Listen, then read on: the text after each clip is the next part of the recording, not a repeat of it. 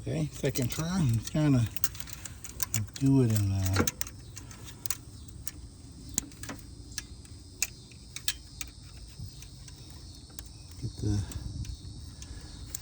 give you a lot of room.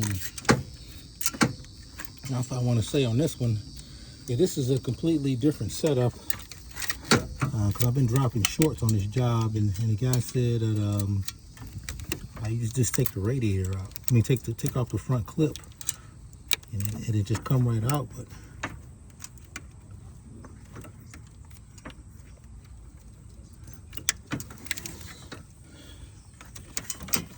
it's not as simple as that. Doing that.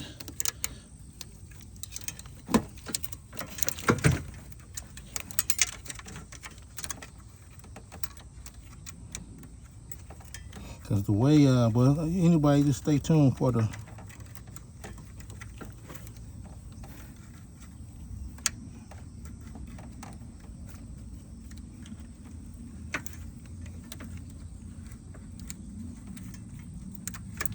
there we go. Stop it there. I got it on. Yeah, this is not as simple as just taking the front clip off. The way this radiator was connected to the condenser and the trim, that was something to figure out. But just stay tuned for the full video.